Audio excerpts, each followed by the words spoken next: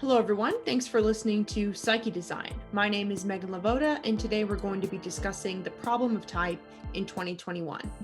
Now, before we get into the episode, I have a couple of announcements to make. First is that I have opened up the doors to the Psyche Design membership group. You can find information about that in the description if you'd like to become a supporter on Patreon. Our first meeting is May 20th, and we're going to be discussing the ego complex and how that relates to our dominant function. So please join if you want to have more intimate conversations about your type pattern and about your individuation process. So if you're interested, that's where you find that out. And second announcement is just that I'm suffering from some allergies right now, so my eyes are a little bit watery. So hopefully that's not distracting if you're watching the video version. I do know I get a lot of comments sometimes of people asking me if I'm crying.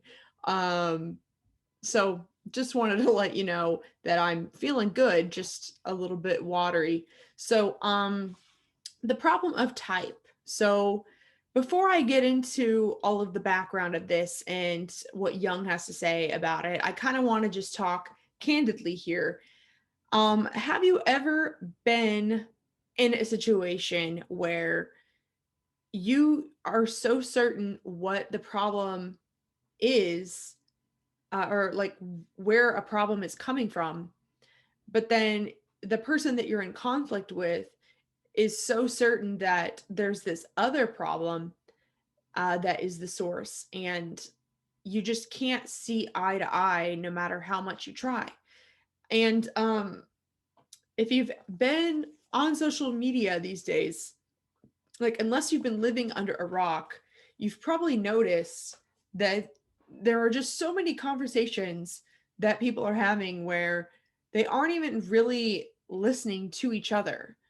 They're unable to hear each other, or they're unable to build a bridge to the other side of what that person is talking about. And I feel like it's even more heightened in times like these where we're going through a pandemic, there's economic insecurity, there is a lot of cultural and racial tensions coming up. um, People are feeling really not safe, and people are fearing change and what's to come. People don't know what is going to come. There is definitely a very heightened political, um, it, it's like a heightened political situation in the sense that we are all emotionally kind of inflamed right now. And I would almost want to call it a psychic crisis that we're living through right now, because our psyches are being triggered to such a degree. Um, the amount of shadow work that has been occurring, sorry, over the past year is just tremendous. I know, speaking for myself, the shadow has come up to bite me time and time again, and I've seen it in my friends and loved ones. I've seen it everywhere. It seems very impossible to avoid. Even those who are live very comfortable lives, ignoring their shadow most of the time and just leaning into their consciousness. um, it's becoming a problem. A lot of people are getting a lot more existential, and what are we to do with all of that uncertainty?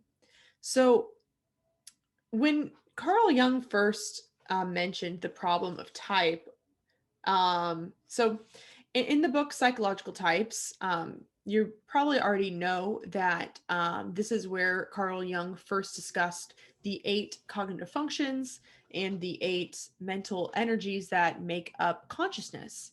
But what you might not have known is that the 8 functions it takes up such a sliver of the book. So much of the book is actually about this problem of type.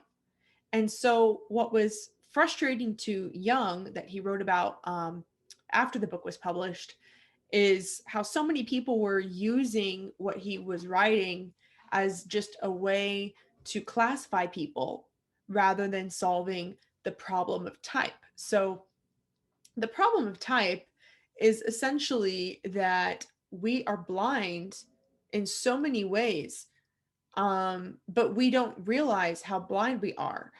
Um, our dominant function is the fatal assumption that we make about how life works and just the meaning of life and why we're here and how to approach every single problem. And the more we lean into that assumption and that filter of consciousness, the harder it is to see the other aspects of consciousness. And Carl Jung had a very close relationship with Freud, who is considered by many the father of psychology. And they also had a pretty messy breakup. And Carl Jung at the time was really wondering what is the source of tension between him and Freud, between him and others, and how come all of the psychologists were describing the psyche in such different ways and were coming at problems in such different ways. And Carl Jung, he sought to understand why those conflicts were happening and what to do about them. And so type is intended to be the solution for, I guess, this problem of, well, really, it's not that type is the solution. The problem is that we are also stuck in our types that we don't even know that we are. And the solution is greater awareness and consciousness. And if you are consciously aware of the type pattern moving within you, then that means that you have a greater sense of control um, over what your pattern is and what processes you're using at any given time. So, what was I going to say? So, let me jump to this quote. So, Carl Jung says the privileged position of the superior function is as detrimental to the individual as it is valuable to society. So, what I wanted to bring up about this is that essentially when we're born and we are babies, we are nothing but potential. We have not chosen a path yet.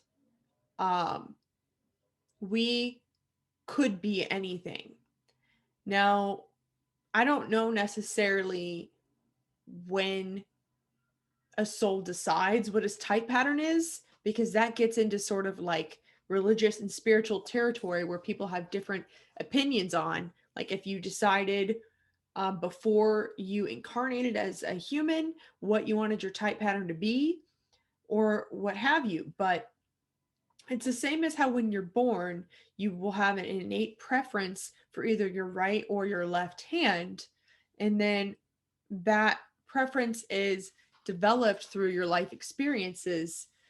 I mean, with the hand metaphor, you're learning how to write with that hand. You aren't born knowing how to write and having perfect handwriting. You're born with a preference for one over the other that still has to grow. You still have to learn to clench your hand and learn skills with that hand. But so before individuation even occurs, we must differentiate into who we are. So when we're going through adolescence and we're growing, we want to know who we are and what we are meant to be. And we lean into these natural preferences that already exist within us. And the more we lean in, the more differentiated we become. And that's when you develop skills and talents based on your type pattern. Your type pattern is just the energy that is moving you toward one pole over the other. So the type problem is a problem of one-sidedness in which we only are able to use one hand over the other, like when it comes to the core functions or the polarities. So we're talking about introversion versus extroversion, feeling versus thinking, and sensing versus intuiting. We will, as we're growing and we're developing our identity, because our ego needs to develop an identity in order to stay sane. We're not supposed to ignore that process. We're supposed to allow ourselves to discover what those preferences are, because those are going to be the strongest parts of our psyche with the most conscious awareness that can pull us forward and allow us to incorporate others. So we're leaning in. When we're about a teen, we might have a solid sense of who we are. But see, a lot of us stop there. And the reason why we stop there is because, as Jung said, the superior function is in a privileged position in the sense that it has something to offer society. But as it's offering this to society, if it overdoes that, then at the expense of our inferior function, which is being suppressed, then that creates disharmony in the individual. So, for example, me as an extroverted feeler, fully leaning into extroverted feeling and being really accessible to everyone and validating everyone's emotions and giving all of my empathy away to everyone I meet and wanting to make sure everyone feels included. If I do that and I put that toward my career and I um, help a bunch of people and I'm of service, then I'm going to be rewarded by society for my superhuman FE skills. And we all have this sort of superior mode of being. And our ego can get trapped in that, in the sense that we need the trap is whenever your ego gets so self-absorbed with its own dominant function that we need to be validated for that, um, and have society appreciate us for that. But the more we inflate the superior, the more we are suppressing the inferior. So in this quote, Carl Jung says, but this one-sided development must inevitably lead to a reaction, since the suppressed inferior functions cannot be indefinitely excluded from participating in our life and development, that the underdeveloped may be granted an opportunity to live. So this problem of opposites is that um, we we're like stuck to one pole over the other, where in order to move freely through life, it's a dance.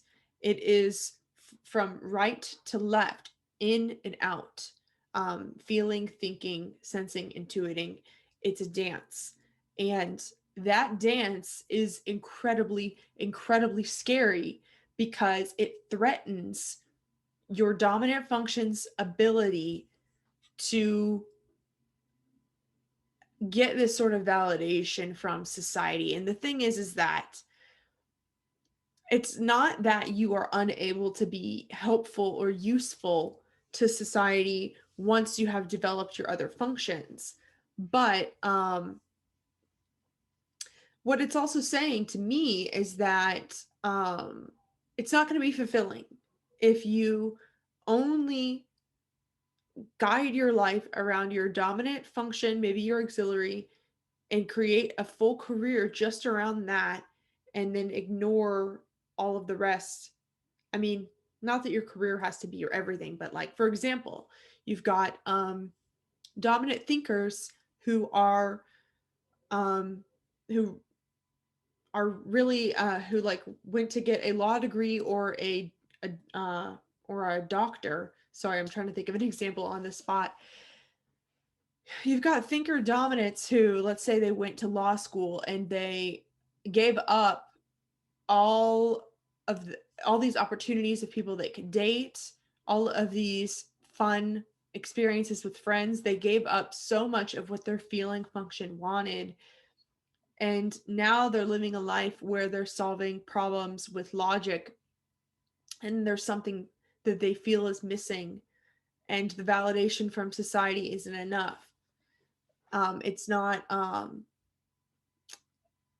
it's not solving that problem that we feel, which is like the inner conflict within. So I guess it can only go so far, like leaning into just the skills and talents and overinflating your dominant function, because there is this inherent polarity. So really the goal is to be ambidextrous. So use both hands. You could still lead with one over the other, but a good example might be, what if if life throws a curveball at you and you're not able to grab it with your dominant hand? Do you want to be able to also grab it with your other hand? So the hand metaphor kind of helps, but the thing that the hand metaphor doesn't explain is the fact that there is a real reason to want to develop and be aware of all of the polarities, because you cannot really be happy without allowing that individuation process, in the sense that you are suppressing an entire section of your being and you're allowing it to not live. So the problem of type is we're essentially playing this game where it's inner divisiveness. We are putting ourselves in position where it's a zero sum game. You either win big or you lose big, where there's another way to play the game, and that is the individuation process, in the sense that we can let go of the way that our ego is clenching on to our dominant function. We can let go and bounce back and forth with a strong dominant function still guiding you. So if you're interested in knowing more about that self-development and how it differs from ego development, check out episode 10 of Psyche Design. But to go more into this problem, what Linda Behrens, who is a type expert, a facilitator, and teacher, she talks about how people suffer from be like me syndrome, where they look out into the world and they essentially they think that other people need to just see what they see. And if you saw what they saw, then everything would be fine. But everyone seems to have this idea, and we're all like, in the political climate right now in the US, for example, we're unable to see where the other is coming from. A lot of people are there. Things are so divided, and so many issues are so divided. And um the goal is not necessarily to be totally balanced so that both sides are canceling each other out, but it's about being able to hold the tension of the polarities, integrate that tension, and then come up with a third option, which I'll talk more about that in another video or episode. But essentially, what we would hope for to solve this problem, where everybody is getting into conflict, people are projecting on each other, they are living life through their own biased filter, and they could be cruel to people who do not see that filter that they see, or they might even see a different way of being as a threat to their own if they're unable to hold space for that way of being. I Ideally, what we would want is a world that accommodates the natural flow of all mental energies. So rather than having a right-handed world or a left-handed world. We would have a world that allows you to do whatever you naturally are inclined to do. So if you're inclined to pick up your a pencil with your right hand versus left, for example. But imagine that happening at a larger scale where it's either extroversion or introversion, feeling, thinking, sensing, or intuiting. So our dominant function is that fatal assumption that keeps us in be like me syndrome. But also, if we are in a career where our dominant function isn't really allowed to exist, or if we were raised in a family where the dominant wasn't really allowed to exist, then we might also suffer from be like them syndrome, which is another term coined by Linda Behrens. And be like them syndrome is essentially when you have this insecurity in who you are because you've never been able to pick up a pencil the way you want to, metaphorically speaking, with your psyche. You haven't been able to um, follow that natural flow. And so you think that the only way to get by is to be more like someone else and to ignore your own preferences. And so that might put you like in the grip or in a stressful state where you are in the grip of your inferior or in the grip of your shadows, where you that also stifles your growth because you aren't able to allow your preferred dominant your preferred functions to lead the way. So with with all of the not only like literal wars that are happening but also verbally, there is a lot of cross group fighting, but there's also a lot of in group fighting right now where the culture is just very divisive. But that division is mirroring this internal division that we all have inside of us if we have been fragmenting feeling from thinking, sensing from intuiting, etc. If we have walls that are built within our own psyche, then those walls of division are going to manifest in the external world. And that's what's been happening. And so when Carl Jung wrote this book 100 years ago, the problem was building and building and building. And I would argue that where we're at right now is the perfect time to do shadow work because it is pretty impossible to ignore those lower down functions because these shadows are being manifested like crazy in the external world and in our lives. So I don't know if it's just me, but it feels like things are just moving faster. And essentially, the problem of one-sidedness is that you are allowing parts of your psyche to extinguish the other rather than choosing from an integrated state. Um, there's essentially a civil war going on inside of you that prevents you from being able to see anyone else clearly or yourself clearly. So that's what causes all of these petty arguments that you may have been seeing where people just can't see eye to eye. So, really, we must come to terms with our opposite. And if we could recognize the value of each of the opposites, and then we can have a greater discussion where we actually can reach a solution. Or right now, we're so divided in a lot of ways, and I'm speaking very generally. Like, I understand that every individual's on their own path with this, but right now, for a lot of people, solutions can't happen because we aren't even able to see the full scope of the problem. And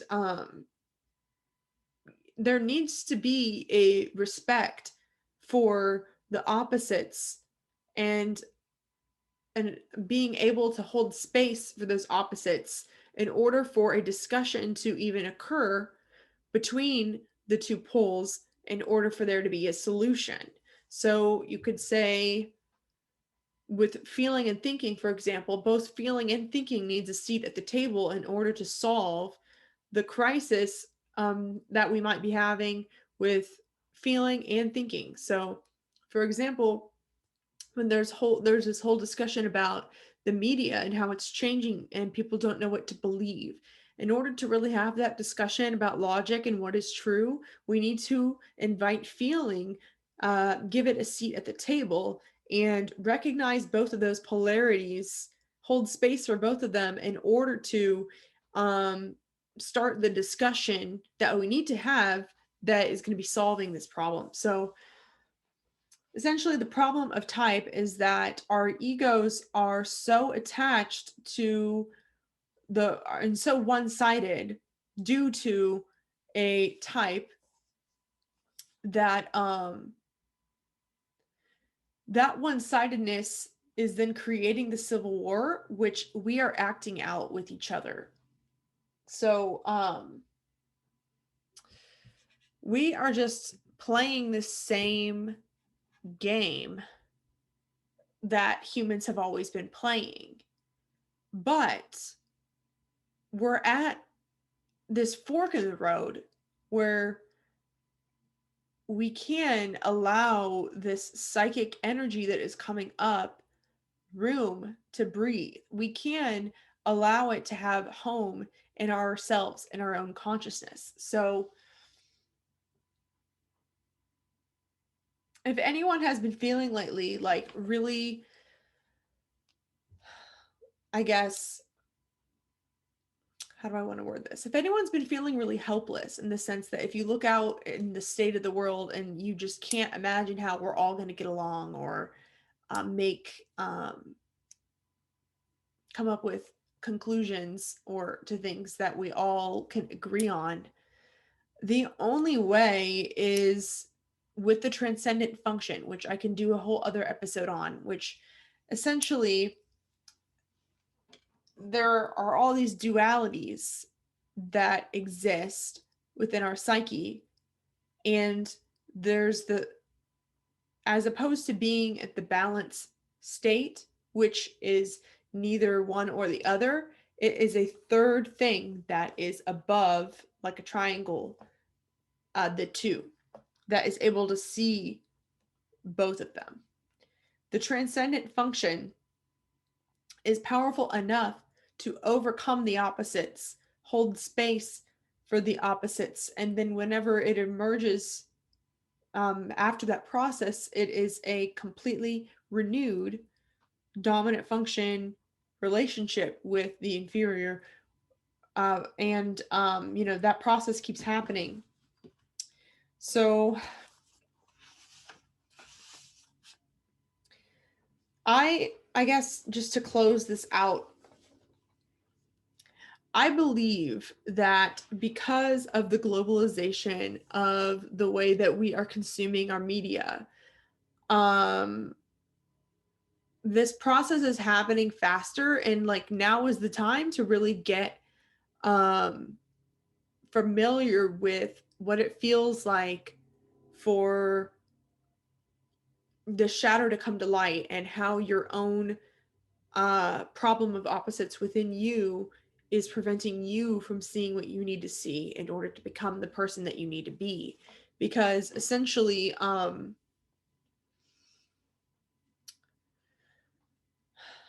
am I wording this?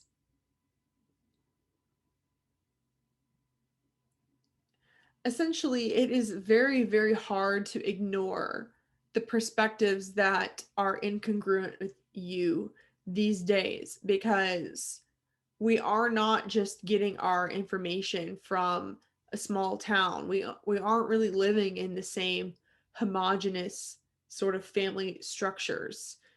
People are able to differentiate more than ever before, which is leading to more one-sidedness, which is leading to more um, problems of the shadow coming up, which gives us even more room to walk that individuation path, in the sense that we can differentiate ourselves, in the sense that you can know who you are and you can overly identify with one of the functions over the other, because we are able to form groups of like-minded people, which is a good thing, in the sense that there are so many communities online that are full of just NFs being idealists about things, or NTs solving problems theoretically.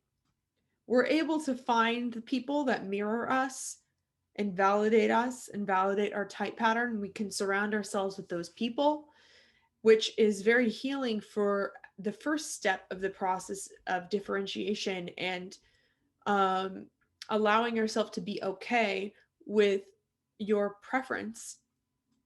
But the more you lean into that preference and choose one pole over the other, then you are triggering this unconscious to rise.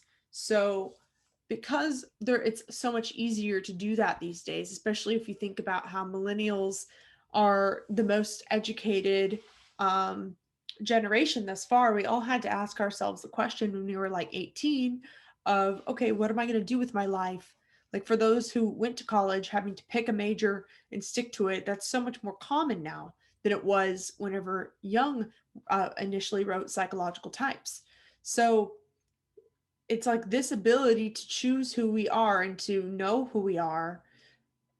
Um, it starts the process for uh, the transformation of the psyche. And I think that the human race is at this pivotal point where we're either going to collapse due to this inner civil war and the wars going on around us, or we're going to rise to the occasion. We're going to get comfortable with the tension, with holding the tension between the two opposites, and we're going to transform. So if you are looking out in the world and thinking, I don't know how I'm going to solve all of this mess, your human responsibility is with you 100%. It's 100% your job to solving this greater um, conflict on a mass scale. Your job is to work on the micro scale and become really aware of the problem of type in your life. How does your dominant function, how is that being overinflated, and what are your blind spots? What is the state of your inferior function? Are you suppressing it? Do you hate it whenever it comes up? Do you smack it in the head like a whack-a-mole sort of thing? Or do you allow it to be seen and heard? Witness is transformative. If you can witness your vulnerable inferior function and be with it and love it and give it a hug, essentially, um, magical things happen. And we're not going to grow by shoving our feelings under the rug, or shoving our thoughts under the rug, or detaching from reality, um or being overly secular and detaching from anything spiritual. It's a balance, but it's also really, it's a dance, because we aren't just like sitting still constantly. We're moving, and we're allowing the energy of life move through us. So for me, ever since I was young, I really, really cared about making a difference in the world, and I always wanted to do something externally. And as an extrovert, it makes sense that that is what I would focus on more. And so it was kind of counterintuitive for me to figure out, or to realize, that really what I needed to do was work on myself in order to change the world. And that's not to say that you shouldn't engage with the external world, because part of that dance from pole to pole is introversion and extroversion. But we can get overwhelmed if we are looking at the problem at a mass scale. And it's what we really need to do is look at the problem in our scale. And so ask yourself too, it's not just do I feel inner peace? It's also like, are you going back and forth between giving yourself introvert time versus extrovert time? Are you expressing with FE and TE? Are you expressing your truth of the matter? Are you putting your cards out there? Because that's it's not like that your individuation process is something that you can do alone in your room without taking any sort of action, because it is going to involve the extroverted judging processes where you're communicating, extroverted perceiving where you're interacting with and engaging with reality. So, and when you do that, you when you focus on your own inner conflict and your own inner divisiveness and your own one-sidedness, then you will start to improve your relationships, and you'll also get a clearer idea of what your purpose is, what you are going to be bringing society. Because as I mentioned before, the superior function is loved by society in the sense that it can be easily exploited, is one way of thinking about it.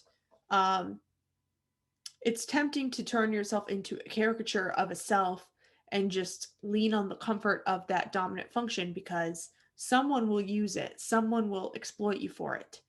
But you don't want to be exploited. You want to choose to embody those gifts without shooting yourself in the foot constantly whenever you're doing it. So, for example, for me, if I'm always accessible and I'm not listening to any of my TI discernment, then every single time that I'm giving, that I'm going to be shooting myself in the foot by allowing people in to my orbit that do not have my best interest at heart, or who um, don't deserve my love and attention. For example, if I am not listening to my TI and allowing it to be known and seen, then I'm putting myself in dangerous territory every single time I use my FE. And it's that way with everyone, with everyone's dominant function.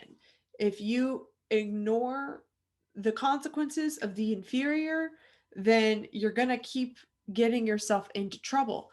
But society will still be able to use you for it. But if you want to stop being used for it, then that's where it's like you are listening to the needs of your inferior, which is whining like a baby. You're listening to those needs and you're protecting it. Your dominant function is committed to caring for that vulnerable child. Um, so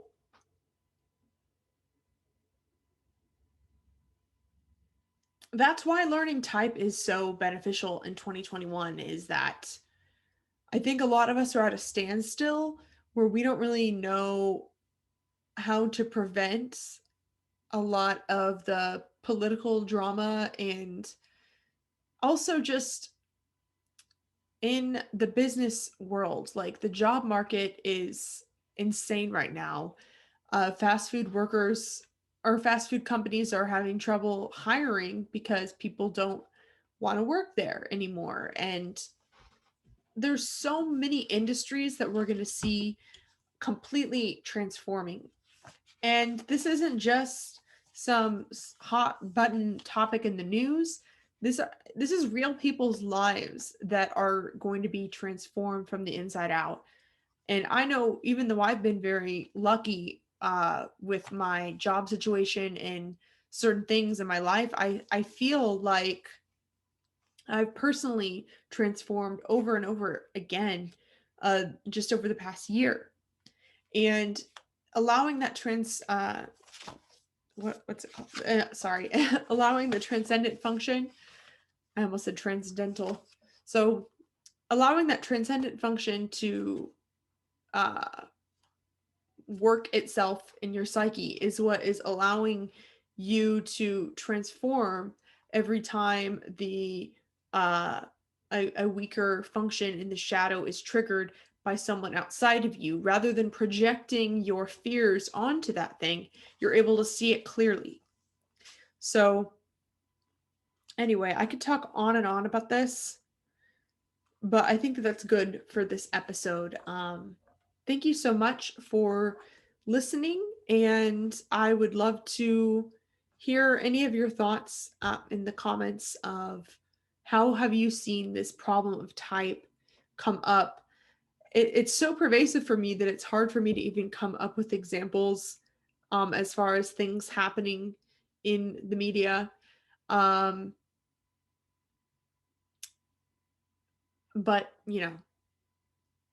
it's just so everywhere right now that I'm kind of I'm at a loss for words as far as how big of a problem this is, in the sense that, okay, I'll just throw this out there.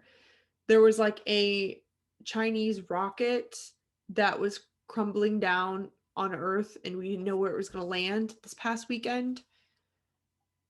Like, do you feel the gravity of this? That was kind of a pun, but do you feel the gravity of, it's like, how are all of these nations in the globe going to get along and agree on what is okay to do in space and what's not, for example? Or like, it's like in American politics, for example, it feels so often like we're at a standstill, in the sense that both parties are not budging on what they're asking for. And things aren't changing fast enough for anyone. And we're at a standstill. And it's like having that growth mindset and that ability to hold space for the other person's perspective, even if you disagree with it, or even if you think that you could add nuance to the perspective by sharing yours. That ability is what's going to really solve, in my opinion, this problem where we're all stuck in the same loop. It's like people's types are stuck in their head like a broken record. It's just looping, where people are really, really predictable, and people are really not able to handle information or people who they see as different than them, or as not a part of them. And these complex problems, these complex global problems, are going to take the entire psyche's awareness to solve. And we aren't going to be able to solve the problem with just one or two functions. So that means that we all have to be responsible for our own awareness in order to solve these bigger problems that are going to be ahead of us in the 21st century. So thank you so much for listening to this episode, and have a wonderful rest of your day. We may be walking the path of individuation independently, but that doesn't mean that you're alone. While your journey is unique, we're all going through the same process along our own parallel paths.